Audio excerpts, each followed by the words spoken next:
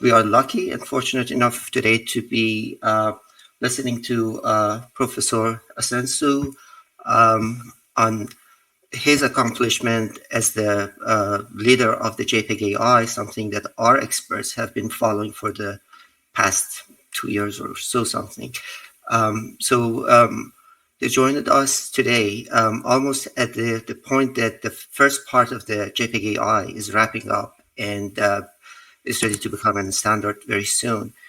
And maybe they are looking into the next phase of that, which stems from where the project starts as not only a standard for compression of video for human consumption, but also a standard that allows other applications, especially in machine vision or signal processing, to benefit from the rich data that is inside the compressed, is within the compressed domain of this compression standard in JPEG AI, and without the need to reconstruct the whole image to be able to do what they want to do with that data.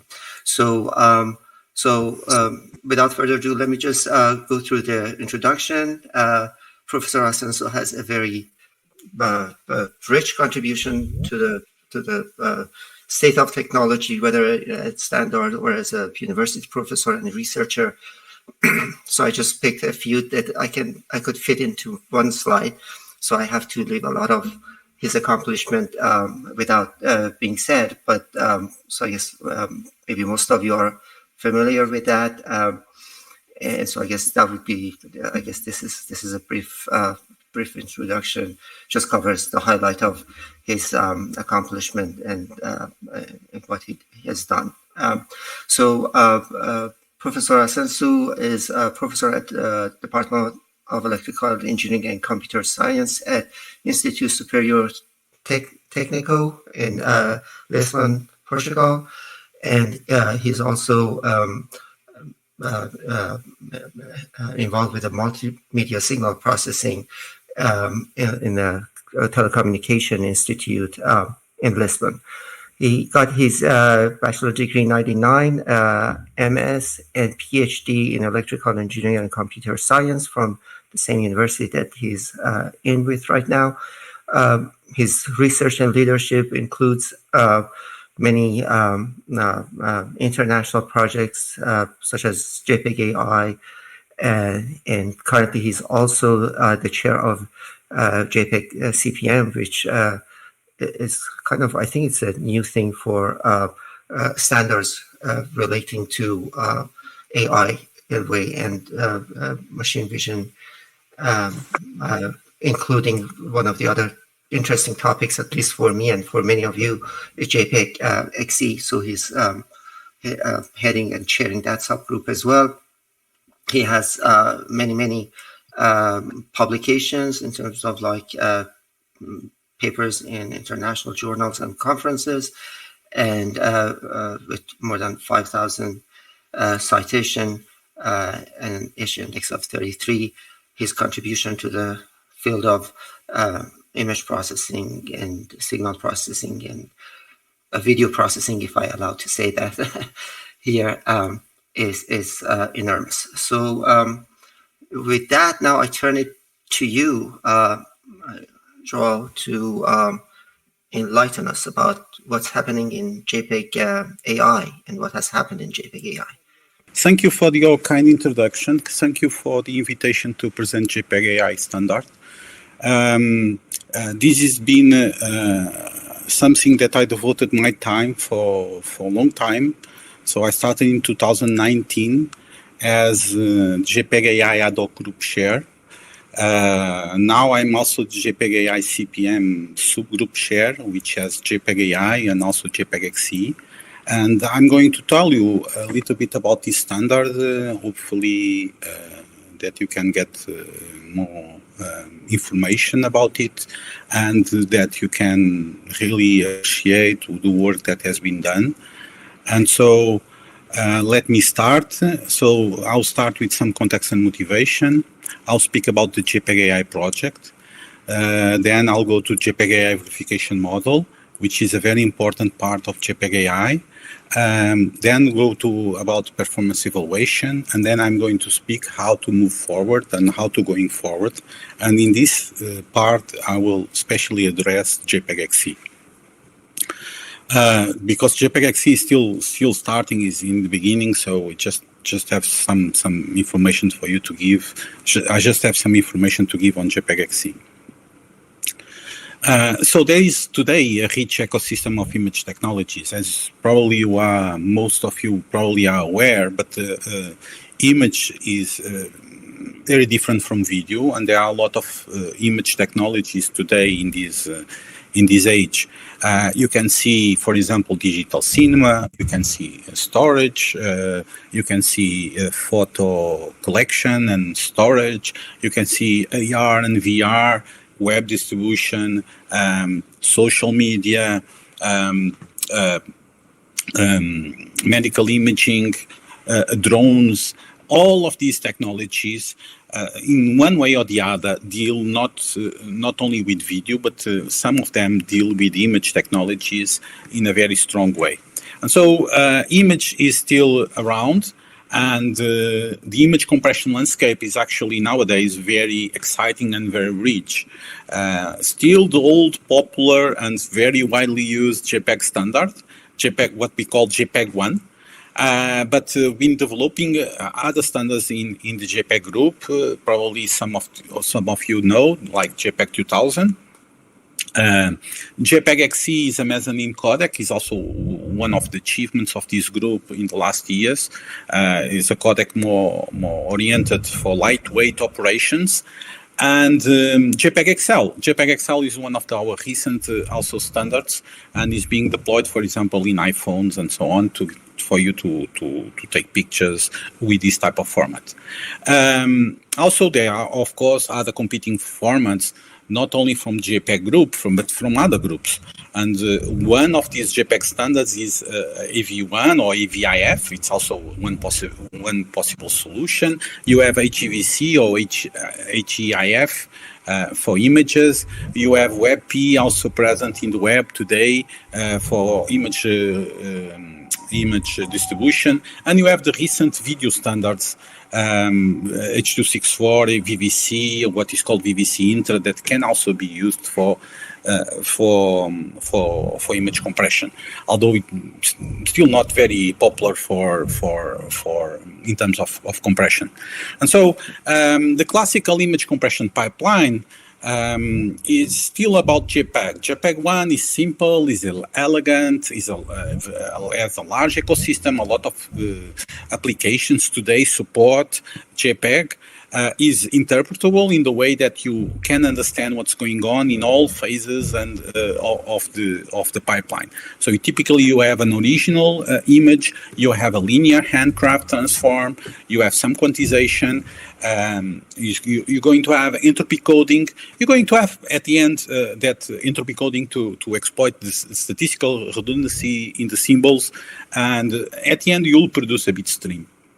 This bit stream is sent to the decoder, and you're going to do the inverse operations, entropy decoding, inverse quantization, and you're going to have an inverse transform. Typically, these transforms in the classical JPEG, they are, and even in other standards like JPEG-XL, they are handcraft transforms in the sense that somebody has developed them and find the proper weights in order to get a very compact representation.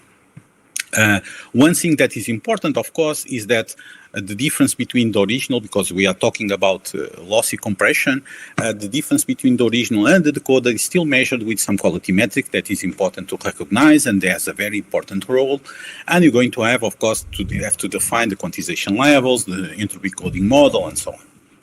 And so this type of architecture has served us for many years with many technologies, but nowadays has been occurring and being made very popular, kind of artificial intelligence, machine learning, and more specifically deep learning has been very popular.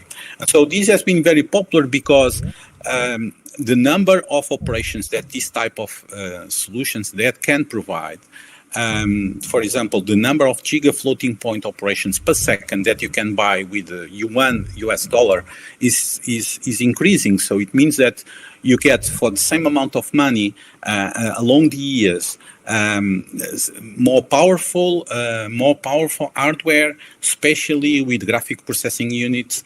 And this type of hardware is massively parallelizable and calls for a different architecture. Of course, there is other aspects that should be recognized, like the availability of large data sets today, the easier collection and storage of all this information, and software like improved techniques, new models, toolboxes. For example, TensorFlow or even PyTorch is also enabling for researchers and for industry to deploy these type of models in a very fast way.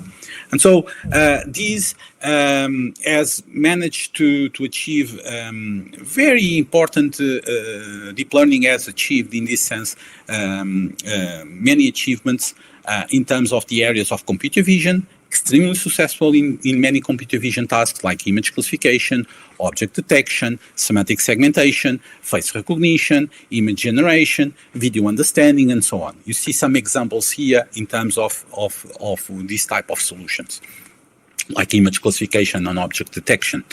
But also not only on computer vision tasks, which are these type of tasks that require some semantic meaning, some supervised learning, some extraction of some information about the image, but also in image processing tasks where, for example, for denoising, for super resolution, for in-painting, when you want to remove objects of the visual scene, also for segmentation, and for many other image restoration tasks like dehazing, deraining, and so on. You can see also some examples here about in-painting and about what is called style transfer to modify the style of some images according to some artistic criteria. And so in terms of these visual coding, what about visual coding? So visual coding and deep neural networks and deep learning have been being used for different purposes. So I'm going to talk essentially about learning-based image compression. So I'm going to talk essentially about nonlinear transformations, entropy coding models, and so on. But there's been, of course, other areas that are important to recognize, like learning-based video compression, where we measure optical flow, we do motion compensation, we do multi-frame fusion, and so on. There are models for typical image video compression models. So you can, for example, replace in a classical codec the interprediction with a deep learning network, with some loop filters, with some deep learning network, or even the entire encoder, for example, with a video compression model.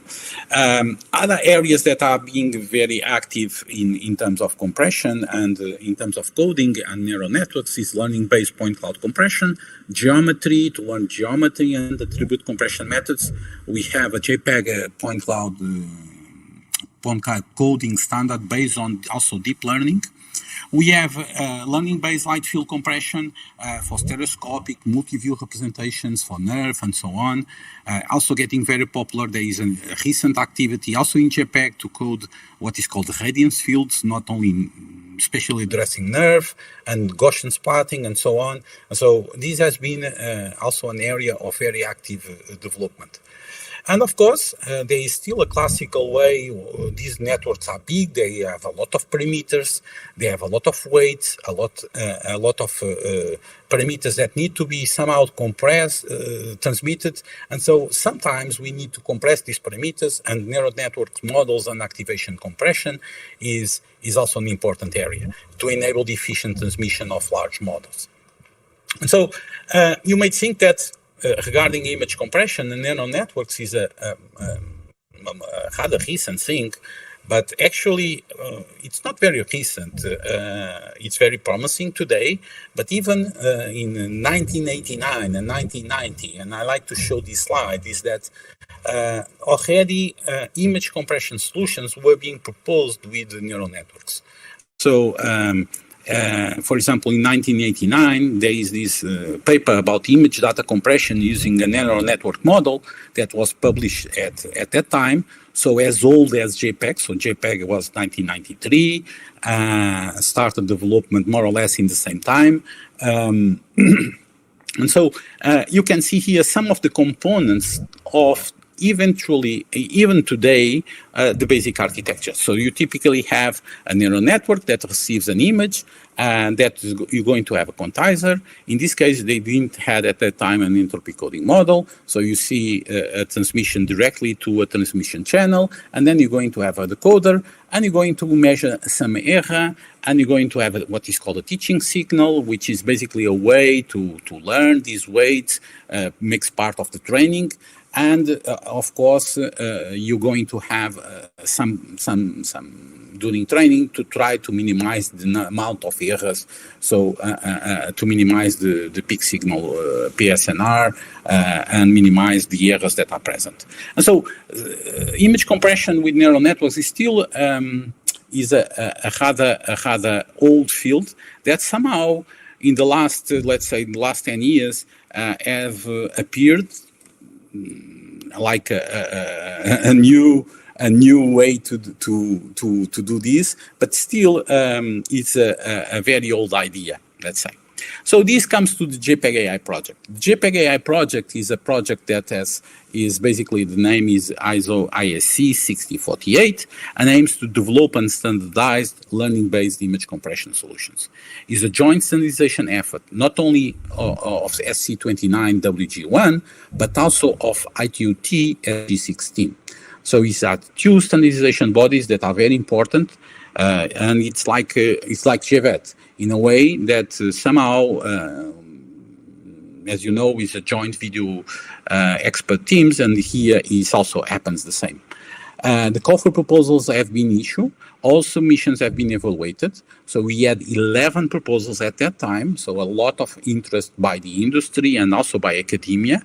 And the collaborative phase has started towards the definition of a verification model. Now we are at a phase that we are winding down, let's say. We are starting to have the standard will be published soon. And it's under ballot now. And so the phase of standardization and the phase of collaborative phase is going to end. And we're going to have, hopefully, a successful standard. There is many industry and academia involvement, especially from companies of Asia, like Huawei, Ascenso, Hikvision, Tencent, ByteDance, but also Oppo, also other universities like EPFL, like Xidian University, like Xiangjiantong University, also some universities in Canada, like Simon Fraser University. So it has attracted research teams around the world from academia and from industry. And so what is the JPEG AI? What is the main objective of JPEG AI? And so the JPEG AI scope is, all the projects of JPEG have a scope that is very clear, written in a couple of sentences, and or one big sentence, where we try to define what is the area and what is the objective of this standard. And so in this case, the JPEG AI scope is the creation of a learning-based image coding standard offering a single stream. So this is very important. So just with one stream, everything that attempts to be compact. That we can have a compressed domain representation that targets two main activities: human visualization. And regarding human visualization, it's just to see the images. The images are consumed by us, by humans.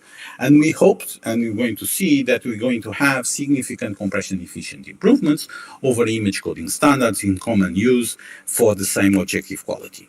But we also don't want just that. We also want to have effective performance for image processing and computer vision tasks. And this is the goal of supporting a royalty-free baseline. Also, and so we want to be royalty-free in opposition to other standards like those that are present in the video.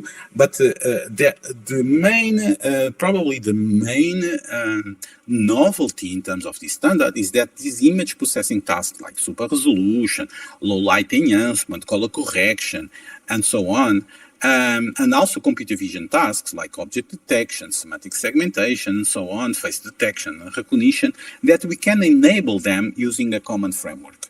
And so you can see here the framework of JPEG AI. So we start by having an input image that is going to be transformed typically with a non-linear transform. Then we're going to apply the quantization.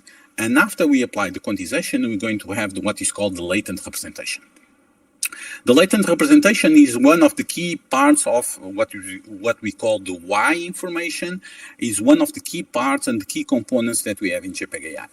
Then we're going to apply entropy encoding and create the bit stream, and at the decoder side, so we're going to transmit it over a network or for storage in a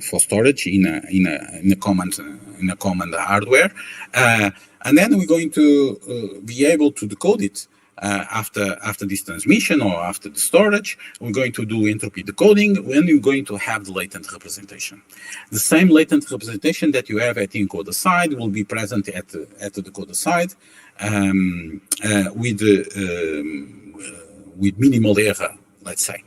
And so with this latent representation, we're going to do several tasks. We're going to be able to enable what is called standard construction, and we have a standard decoded image, but also to do image processing tasks and have a processed image, and also have a computer vision task where we can extract some semantic and some meaningful information about the image, like the class of the image, the objects that are present in the image. We can have a semantic map and so on. So the idea is to have a single stream representation. So the same compressed stream is also used for decoding, and we're going to be energy efficient. We're going to try to reduce the resources needed to perform these computer vision and image processing tasks. In a way, because we operate in the latent representation, we're going to enable what is called high accuracy, because these tasks are performed using features extracted from the original image and instead of the lossy decoded image. So when you do computer vision tasks, you receive the latent information and not the decoded image. And by not using the decoded image, some of the artifacts that you typically are produced and are present in a decoded image can be are not impacted by these artifacts, and we can have a computer vision task that has more accuracy and performs better, especially at low rates. And so one of the things that we start by doing when we start by a standard, one of the things that we start is having requirements. Requirements is a very important document for all the standardization project, and typically the requirements are application driven. So high coding efficiency is important, of course, for many applications such as cloud storage or media distribution. But in this case, we don't want just high coding efficiency.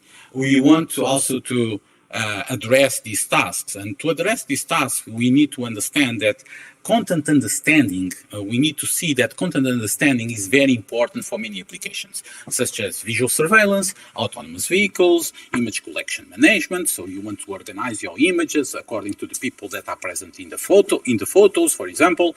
And so objects may need to be recognized, images may need to be classified, actions or events may need to be recognized also. We also have to recognize that today, the images are not consumed by us in the same way as the original reference image in many applications, such as media distribution. So in some cases, you may want to decode the image, but you may want to decode the image producing an image that comparing to the original, because the original is probably not the ideal way, that has less noise.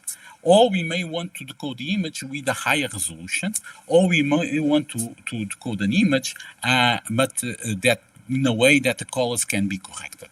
And so we have to recognize that after decoding, it may happen a lot of processing steps in order to increase the quality of this image. And so this is a little bit about a general overview of JPEG AI, and so I'm going to give you some technical details about the architecture that we are developing and that is now made available. So this is a newer architecture that was never proposed before. works with YUV color space, supports two color formats, 444, so it means Y, U, and V with the same resolution, or 420, where Y has the original resolution and the chromas have a lower resolution, half horizontal and vertically. We're going to exploit the spatial correlation with analysis and synthesis transforms, and we're going to have a probabilistic latent model that is obtained from some side information. So we're going to send some what is called an hyperprior, and I'm going to explain this in more details after, in order to obtain what is called the probabilistic latent model that's going to help also entropy decoding. There will be two encoding pipelines that are present. One that you see on the top. Let me get here probably my highlighter. So you can see, wait, my laser pointer maybe. You can see here the analysis transform. So you can see here that, for example, in this case, we're going to downsample the Y component to F420, and you're going to have an analysis transform for chroma also. We're going to calculate a residual. So in this case, we're going to have a probabilistic model, and I'm going to explain you how, in the next slides, how this probabilistic model is obtained, which is basically a Gaussian model that has two parameters, the mu and the variance, the mean and the variance. And so with the mean, you're going to calculate a residual, and with the variance, it's going to derive an entropy coding model for in this case, for the entropy coding engine, which is in this case based on ANS and asymmetric numeral systems entropy coding solution. And so, and then you're going, of course, to do the same for chroma. You're going to have a bit stream. You're going to do entropy decoding. You're going to add the average in order to recover the full latent information, and you're going to apply what is called a synthesis transform.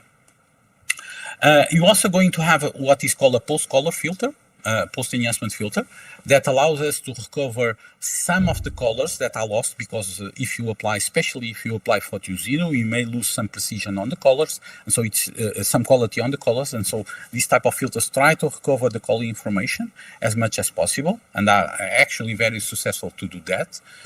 And we're going to produce the Y and UV component, and after you're going to do the 444 to RGB. And that's it. That's basically the basic pipeline, high-level architecture of JPEG AI. So the key characteristics as the probability table for entropy coding is modeled with a Gaussian, with a normal distribution for every latent element. You're going to see this, that for entropy coding, you're going to use the 0 for mean, and just going to use the variance for every latent element. That latents are predicted and only the residual is coded and transmitted. And so we're going to exploit spatial correlation also at the latent domain. So not only the analysis and synthesis transforms going to exploit, which, by the way, the analysis and synthesis transforms, we can think as a more advanced DCT. And so they exploit the spatial correlation in a way. And now we are not only going to exploit in these modules, but also going to have some type of prediction between the latents at the latent domain and exploit also spatial correlation in terms of that. The entropy decoding part is the couplet of the latent prediction and reconstruction. And so the entropy decoding of a latent doesn't depend on previously decoded latents. And we're going to have two very important models. The hyperscale decoder that provides the estimation of this variance of the entropy coding model distribution, and you're going to have an hypermean decoder which provides an estimation of the mean, an explicit prediction of the latent. That allows to calculate the residual. So this looks like that. You may think that is big, but I think is rather simple to explain. You're going to have an analysis transform. Typically, this is formed by a neural network composed of convolutional layers. I will give you a little bit more details about the specific architecture after. And with this Y, you're going to feed it to an hyperencoder. So the whole of the hyperencoder is to produce Z. Z is the a very short amount of information, side information, that is going to be transmitted on the bit stream. And it will help to perform entropy decoding in a very efficient way. So you're going to do rounding, you're going to do entropy encoding using memory efficient tabular ANDs, and you're going to put that information, that is a very small amount that we call Z stream, on the bit stream. We're going to also, with this information that is present on the bit stream, you're going to have entropy decoding with the memory efficient tabular ANDs. You're going to have an hyperscale decoder producing a Z, estimated Z. You're going to have an hyperscale decoder that is going to produce the variances that are needed to encode the main residual. This is the main component that has most of the information of the image. But before that, we're also going to have an hypermean encoder, an hypermean decoder that, based on this entropy decoding, based on Z, based on the result of this entropy decoding, the hypermean decoder will produce an estimation of this original image, and is going to be combined in a latent prediction model. This MCM, or multi-context model, is going to operate in a kind of a loop. So previously decoded elements will be used, latent elements will be used to get a better prediction. And so with this explicit prediction and with this latent prediction, we're going to have an estimation of the mu. And with the estimation of the mu, which is basically a prediction of the entire image, we're going to calculate a residual. This residual will be scaled and rounded, and we're going to, of course, to encode with the entropy coding model that already has the variances that needs to perform the encoding and outputs the significant portion of the image of the bit stream that is illustrated here in red.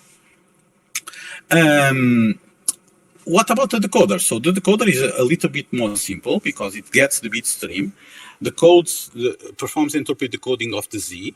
With the Z, going to give this to the hyperscale decoder. The hyperscale decoder provides the variances for this entropy decoding, and these will produce the residual, the estimation of the residual.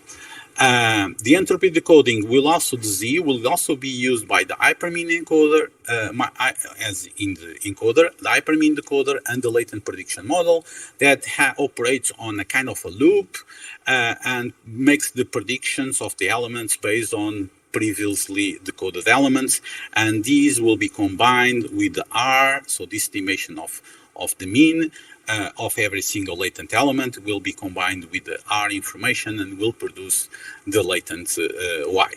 Then we're going to have the latents, and after having the latents, most of the job is done. We just have to recreate the image using also a synthesis transform, which is the responsible to get these latents and apply these to obtain a decoded image. And so these are the core part of JPEG AI and the core part of the decoder architecture. And so one of the things that we've been addressing very well with the JPEG AI is complexity issues. So typically, people will think that deep neural networks have a lot of complexity. It's true. And so one of the things that we wanted is to deploy the standard as soon as possible and to enable already a lot of devices to be able to run these type of codec. And so we're going to have, in this case, 3 operating points. One that targets CPU decoding. We are going to have what is called a CPU operating point that basically targets legacy devices. So these are devices that do not have a GPU or an NPU. NPU is a kind of a GPU, but for mobile devices. And then we're going to have a base operating point that the target is more about mobile devices, smartphones, and so on. And we're going to have an I operating point for more hardware-capable devices that have powerful GPUs, that have no energy constraints. The base operating point provides around 10 to 15% compression efficient gains over VVC Intra. So we already have better performance than the best standard in terms of image compression. Actually, is a video coding standard, but the intra-mode of the VVC is very efficient. And we're going to do this with 22 kilomax per pixel. So this is a very low amount of complexity. It's compared to most of the deep neural networks that we have, and this enables actually to deploy this type of base operating point in mobile devices. Then we have an high operating point, basically that provides better compression efficient gains, around 25 to 30% compression efficient gains over VVC intra. And of course, this high operating point has more complexity. In this case, have 220 kilomach per pixel. So kilomach, probably, if you are not aware, is number of multiplications and accumulate operations, and kilo means thousands. And so in this case, it's a little bit for more hardware capable devices.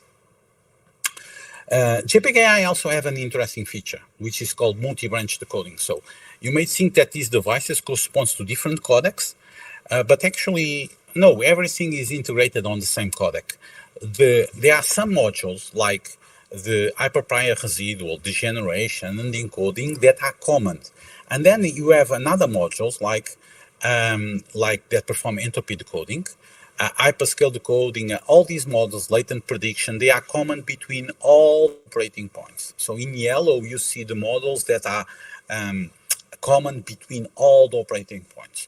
What is different is the synthesis transform, the analysis transform and the synthesis transform. So at the encoder side, you have two possible analysis transforms. These are information because we only specify the decoding component. And so this is an informative aspect of the standard, but we already have two encoders with two that are only different on the analysis transform. And we're going to have three decoders for these three operating points: for the simple operating point, for legacy devices, CPU, the base operating point for NPUs, for mobile phones, and the high operating point for powerful GPUs. And so we're going also to have some conformance points, but we can speak a little bit about it later. It's more about the detail. Besides these, we're going to have a lot of flag-enabled tools.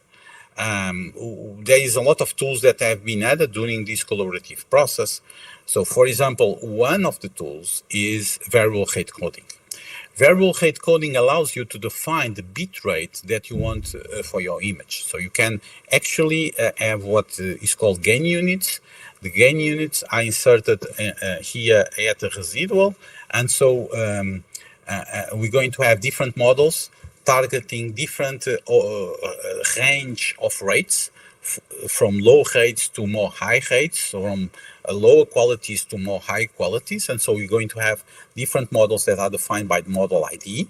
And we're going to have what is called a gain factor, which is basically a multiplication for residual and variance that is defined by what is called the delta B, which is signaled from the encoder to the decoder, from the encoder to the decoder. We're going also to have a skip mode. So we found out that one of the operations that is more complex is actually the entropy coding part, the memory efficient tabular ends, because this part, the entropy coding part, is not parallelizable. So it must run in CPU. And so in this case, we try to avoid to use this as much as possible. And so the skip mode is a mode that allows to skip writing and the parsing from the bit stream, the residual latent elements, which can be identified by the encoder and decoder to be zero. So the ones that are zero, and they are identified in the same way, we're using the same rules at the encoder and the decoder, so they are zero. And so basically we don't write it to the bit stream. We're also going to have a residual and standard deviation parameter scaling. So there are scaling factors that allow us to get a better quality and better perceptual quality, especially. And we're going at the end to have these enhancement filters, or also called post-color processing filters, that increase mostly the chroma quality. And so one of the examples, for example, in terms of filters, is the enhancement filter technologies. So the enhancement filters can bring about 26% of gain in the chroma PSNR. We are going to have what is called a linear chroma filter that receives chroma, and basically is an adaptive upsampler with the coefficients being signaled in the bit stream. So the coefficients of the filter are calculated by the encoder, transmitted to the decoder, and used by the decoder. We're going to have what is called an inter-channel correlation information filter that provides enhancement also of the color information, exploiting the correlation that it has with luminance. And we're going to have a non-linear chroma filter also. That also increases the chroma. We're going to have also one filter that operates on luma, which is the luma edge filter, where luma edges, the edges of the image, are detected and intensified, and this increases the perceptual quality that you may get on your decoded image. Other aspects that are also very important to recognize that were done by JPEG AI is that due to the use of the floating point arithmetic and the different orders for the operations that are done in the neural network, the result depends especially on the platform. And this may lead to a wrong interpretation of the parsing symbols in the arithmetic coder. And so one part that we have to work on was the what we call the entropy coding part, the one that produces the models for entropy coding.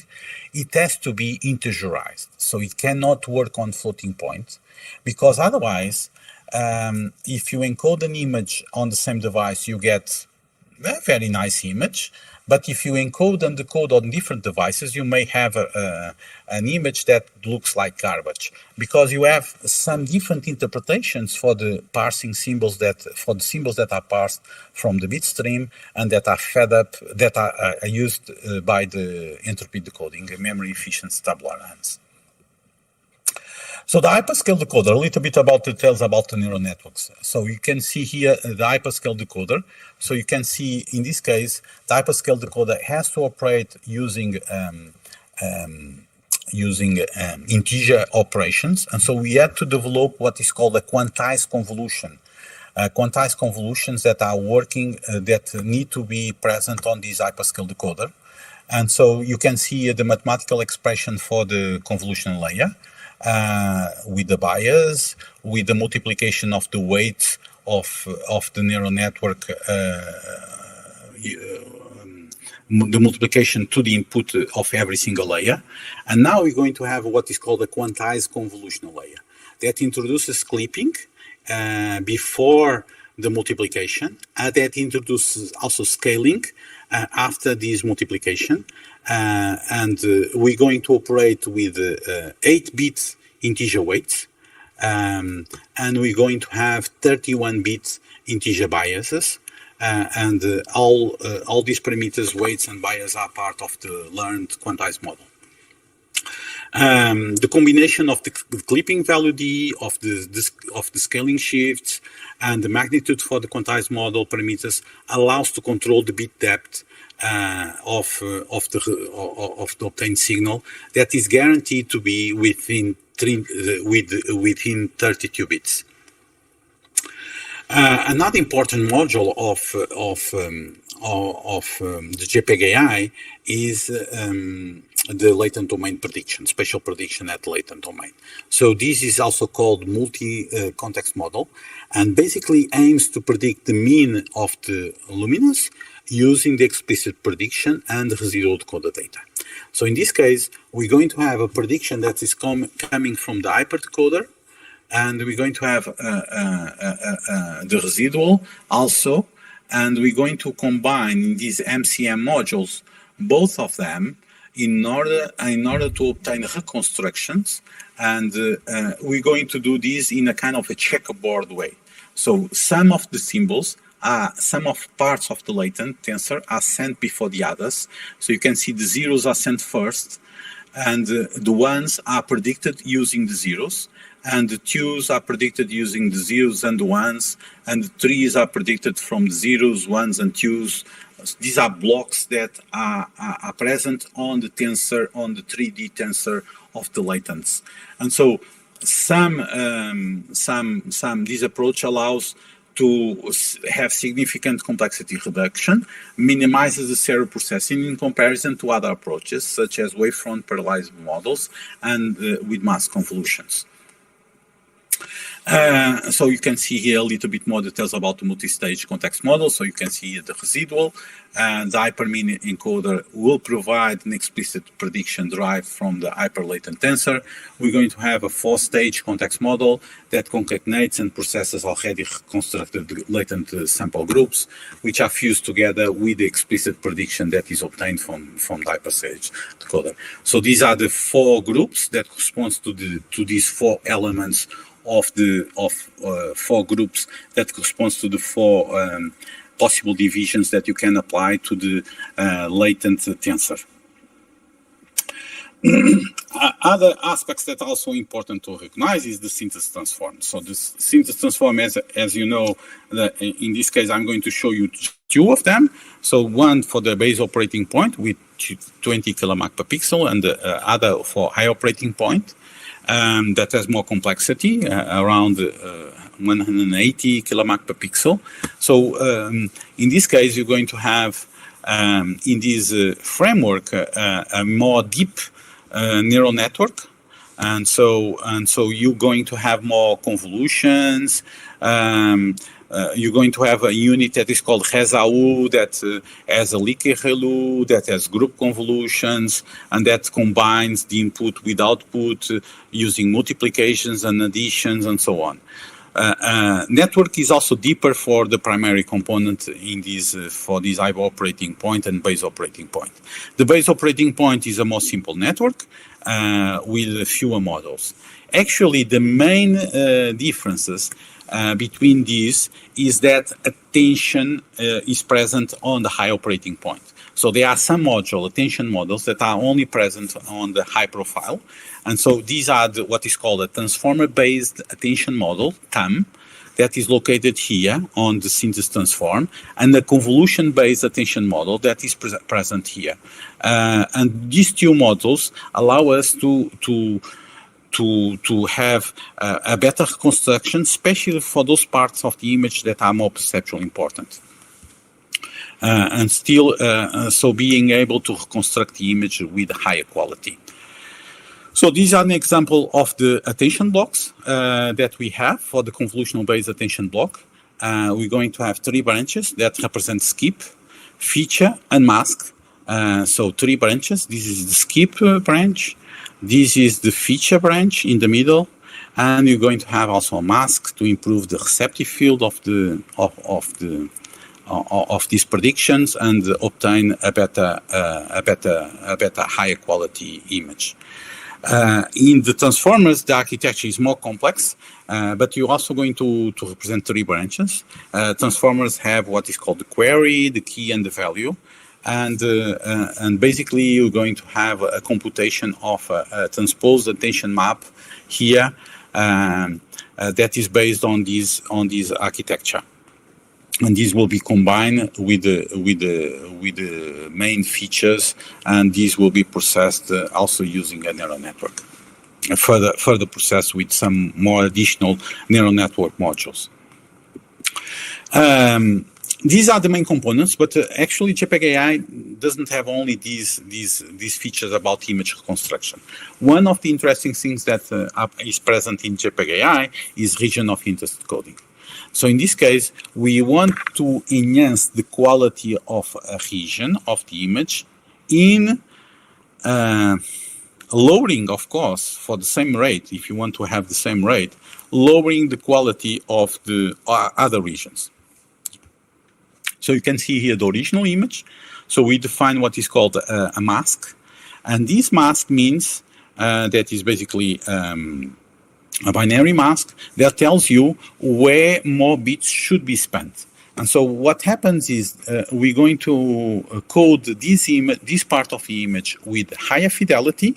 So you're going to apply these compared to this. So you can see a lot of errors and a lot of artifacts, for example, in the nose here, and still less artifacts here of course at the cost of some lower quality in the hands and in the fur in this case. So we are allocating more bits on the region of interest and fewer bits on the background. Other features that are also important in JPEG AI is about progressive decoding. JPEG 1 already had this type of feature, but we had to design it from scratch in terms of JPEG AI. So we actually our latent information has the spatial dimensions, but also has what is called the number of channels. So this is a 3D tensor, horizontal, vertical, and channel-wise. And so what happens is that we organize the bit stream in a way that we can decode some channels before other channels. And we actually put the channels that are more important visually before the less important channels. And so you can see here actually that if you don't decode any channel from Luma, but if you decode 16 channels from Chroma, 99.3% of the bit stream, you get an image like this. So you may think, okay, without any Luma channel, how can you get an image already? And the answer is actually very simple, is because we had a deprediction. This is about the residual, but you already have a prediction because you have Z, and from the Z you can get a prediction. And so this prediction already allows us to identify the main components of the image. I would say that looks with low quality, but it looks acceptable in many cases. And this is just with 9.3% of the bit stream. If you start to decode some channels from the Luma, residual channels from the Luma, you start to get better quality with 1 channel, with 2 channels, with 4 channels, with 8 channels, with 16 channels, and so on. And so here in the last case, you actually have 25% of the bit stream, and the image already looks much better than the one that we started. So what about performance? What is the performance evaluation in terms of this JPEG AI? And so we started by actually even before standardization of this code, we started to define the data set. The data set is very important because it's from this data set that training is performed. We're going to have a test data set, a training data set, and a validation set. You can see the 50 images from the test data set here. So these are 50 camera capture images. We're going to have a training set with more than 5,000 images. We actually have this training set with more than 5,000 images. We're going to have a validation set with 350 images, essentially both of them are used during training. We're also going to have a data set for synthetic images, 36 synthetic images from different types, from games, from screenshots of computers, from maps, from papers, from documents, from computer-generated images, from images from paintings, different types of images that are actually also present in our way that we consume images. Also, another important aspect is going to have the test data set also has HDR images to test for a high bit depth resolution. We now support 10 bit in terms of JPEG AI, and so it's important also to have these images in order to test the codec. What about rate distortion performance? So with all these images, we were able to perform training and, of course, compare with other codecs.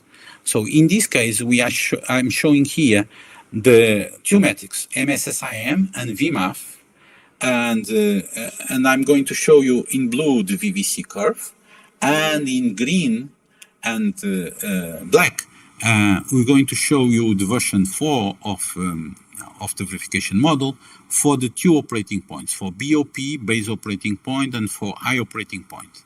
Then there is this word that says tools off, means that all these tools that I spoke before are disabled. and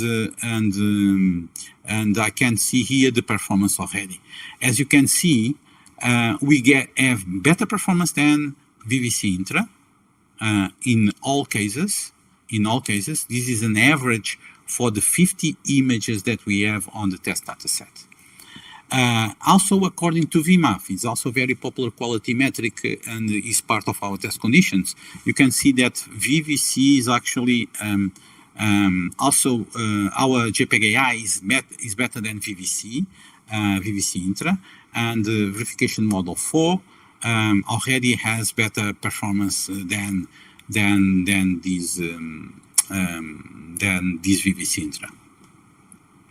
So this is a big table, has a lot of results, and so it tries to characterize all possible configurations of the codec. And so you can see actually configurations running, especially on GPU. We have what is called the tools off configuration, the tools on configuration. We have some of the tools enabled, and just some of the tools enabled, and so on. This is for the base operating point. We are going to have MSSIM, VIF, FSIM, NLPD, information weighted SSM, and VMAF, quality and PSNR HVS. So these are the quality metrics that we use for testing our codec. And so in this case, I'm showing here BD rate. BD rate is a very popular quality performance measure in codecs, and so you can see here the gains in terms of performance for MSSIM, for VIF, for FSIM, for NLPD, and so on. This is for the base operating point. And as you can see, you already have for some of the quality metrics a lot of improvements, and you can see here the average in terms of improvements. Another aspect that we always measure is about the coding complexity. So you can see here, for example, the number of kilomax per pixel maximum, the average, and the time that we spent on a GPU compared to VVC Intra, the size of the model, the size of all the models, and the time to encode an image using a GPU. What is more important here is that when we use GPU, we are always better in terms of complexity compared to VVC Intra. You see the numbers 0.1, 10% of the complexity, 12% of the complexity, 14% of the complexity for all these configurations. But what is more impressive is the time that we take for an encoding complexity. So this means that 0.001, this means 1,000 times less complex if you use a GPU compared to VVC Intra. In this case, VVC Intra is using a CPU because it cannot be parallelizable.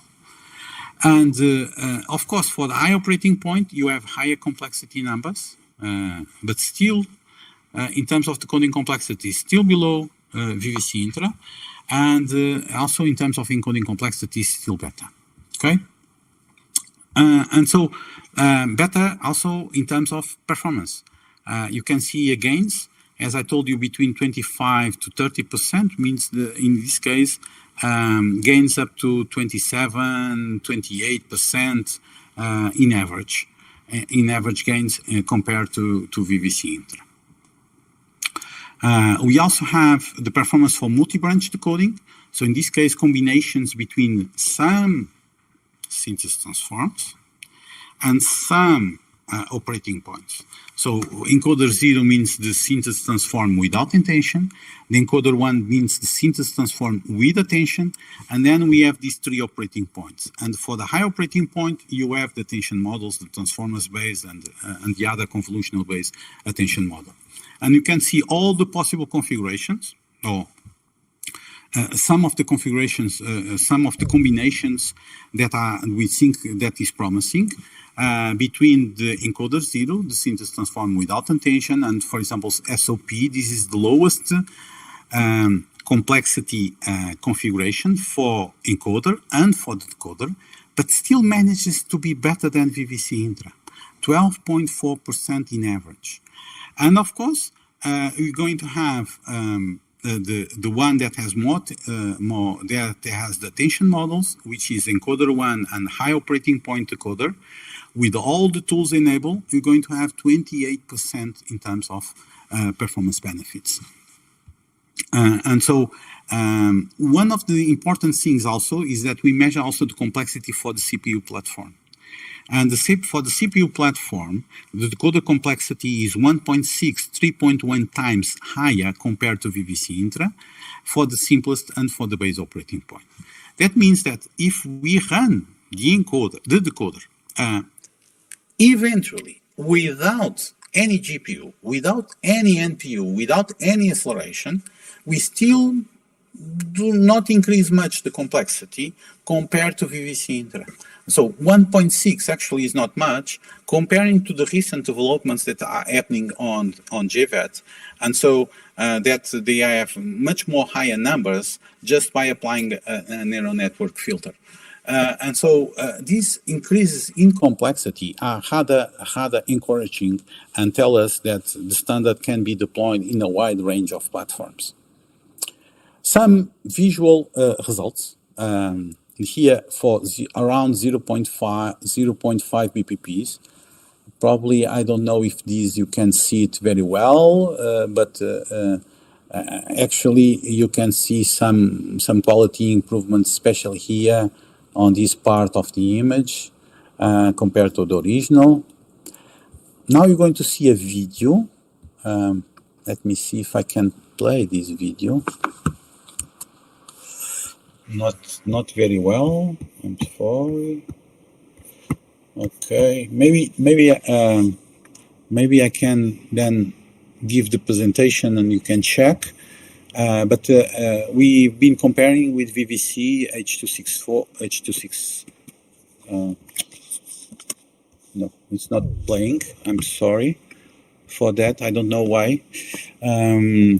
Usually plays, but probably it's because it's being broadcast, being screencast, and so and that's it. And so we actually have an important achievement on JPEG AI is that we have the decoder running on smartphones. So smartphones are very important because people today, they use smartphones to take pictures, to see pictures, more than in computers. And so actually we have two devices, an Huawei Mate 50 Pro with a Qualcomm Snapdragon chip, and we have another device which is an iPhone 14 or 15 Pro Max, also with a reference implementation of JPEG AI. And actually we show that we can show the images on these. I have a mobile phone that I can show when I do presentations face-to-face. So we can demonstrate to the world that JPEG AI can fly on smartphone right now without any dedicated chip, without any hardware, specific hardware. By running them on the decoder, we were able to identify some design issues that prevent deployment on mobile platform as early as possible. And we, of course, can verify what is called the device interoperability of JPEG AI standard. This means that the JPEG AI standard can run in different types of devices. I have here videos, but now it's not playing. Sorry for that. I have some demos here. Let me see if I can. I probably. Can you see? Yeah, we can see. Yeah. Okay. So just to give you an idea of what is the solutions that are being discussed now and that we can see now. These were some pictures that were taken in Lisbon. We in our Lisbon meeting, in our 100 meeting, we had seen some demos, and here is the Huawei Mate 50 Pro, and you can see here also with the iPhone. So you have a button to the codes. It shows some statistics like how much time it takes to load an image, how much time it takes to decode an image, how much time for arithmetic decoding, how much time for the filters, and so on. Okay, and this is the type of approach that we can actually use. So how to move forward? So JPEG AI is already winding down. It means that we're going to have a standard, a published standard. We've been working towards it for a long time. And how can we move forward with our activities in JPEG? And so one of the things that we've been discussing in JPEG is that AI should not be present only at the compression stage. Probably we need artificial intelligence not only on compression, but also about the sensors that acquire the image. And so what we need is, like, deep learning is inspired by our neurons in our brain. So what about having sensors that are inspired by our human eyes? And so in this case, there is a paradigm that is being discussed for some time, which is event-based or neuromorphic cameras. This is a differential visual sampling model in which time domain changes in incoming light intensity are pixel-wise detected. So we do compare the light in the past with the light that is coming. They are compared to what kind of a threshold, and this triggers an event if the light exceeds this threshold. And actually, if you look into our biological eye, we actually have something very similar. So there are rod cells that acquire light, that sense light, but then there are bipolar cells and retinal ganglion cells that actually make these differences and make some neurons fire when they detect changes in light. Our human eye doesn't work like in a RGB camera, in the standard RGB camera, where we acquire the images at a fixed frame rate, 60 frames per second or 30 frames per second. We actually do much more than this. And so what we have is these event vision sensors that have a light receiving unit as an amplifying unit and as a comparator that compares the light that receives with the light that has been received in the past. And it triggers an event or pulse, if you want, or spike. A positive event if the light has increased the magnitude, it increased the quantity of light, let's say, or if it has decreased less light, it fires a negative event. And so this is about event vision sensors. So event-based or neuromorphic image cameras, you can see an example here. I hope that you can see the video. This is for a normal RGB camera, and this is for the event camera, okay? So event cameras detect, is like, the output is like more sparse. It's like a change detection, for those that know what it is. And so every single sensor pixel on an event camera is in charge of controlling the light acquisition process in an asynchronous and independent way. And so we are going to produce according to the dynamics of the visual scene, and we're going to produce the variable data rate output.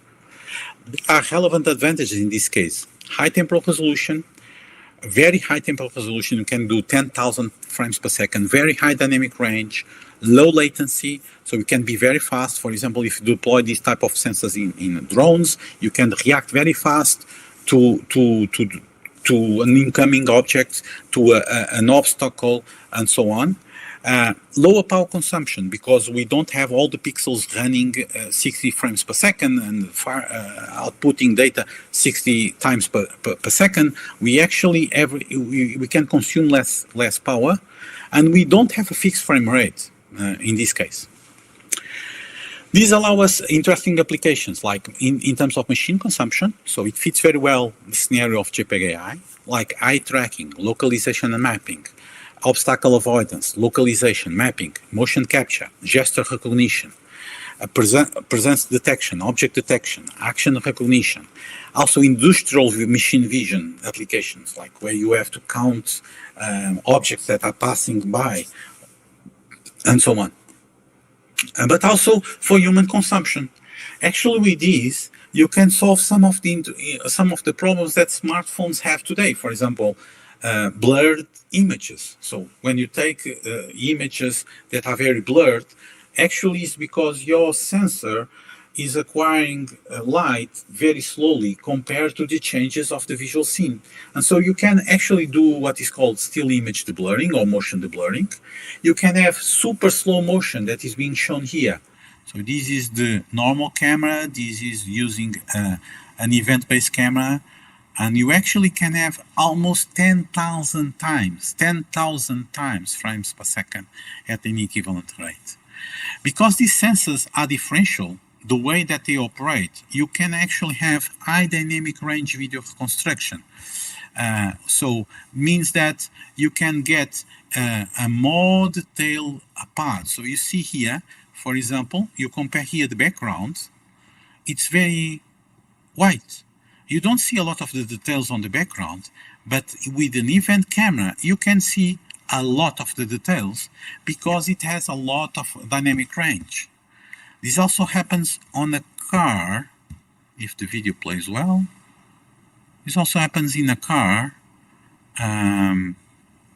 or in some type of visual scenes where you have different changes, a wide dynamic range. So very dark scenes, for example, you see here, everything here is white, but in a normal event camera, you can actually get a lot of details that were lost in a normal RGB camera. A normal RGB camera, the output of the dynamic output of amplitude is not enough to capture all the information that you have on the visual scene. And so this has led to a new exploration activity, what is called JPEG-SC, and as usual, we define the scope. The scope of JPEG-SC is the creation and development of a standard to represent events in an efficient way, allowing interoperability between sensing, storage, and processing, and especially targeting machine vision applications. In terms of the next steps of JPEG AI, so we are doing profile and level and conformance discussion as started and is ongoing. We are issuing for many of these profile levels and conformance, we are issuing what is called CDE, and or already have been issued, or we are issuing the, for example, conformance is being issued and is for voting now. The version 1 addresses several, but not all JPEG AI core and desirable requirements, as an emphasis on compression efficiency for standard reconstruction, and then we'll start slowly, and this will be almost done. Let me tell you, version 1 is almost done. And then we're going to have version 2, which will address and include some of the requirements that were not addressed in version 1, especially those that are related to processing and computer vision tasks. And also, if we have other significantly improved solutions for other requirements that were already addressed in version 1, for example, targeting compression efficiency, we can also have that.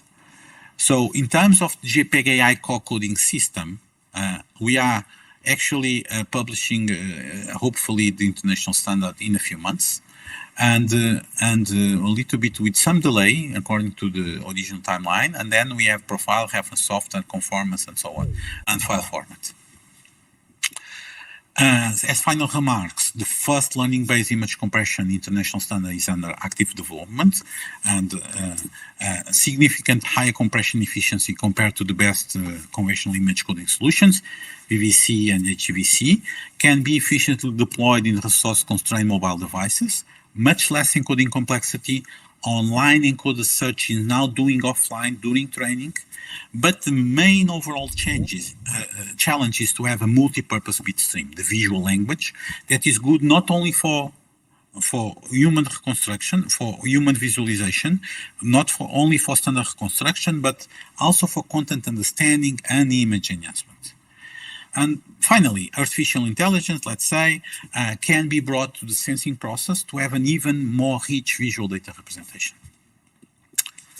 And thank you for all my colleagues that have been working on this standard, for hard work and dedication to this. This has taken a lot of time and a lot of effort and a lot of meetings and a lot of discussions in order to have a successful standard.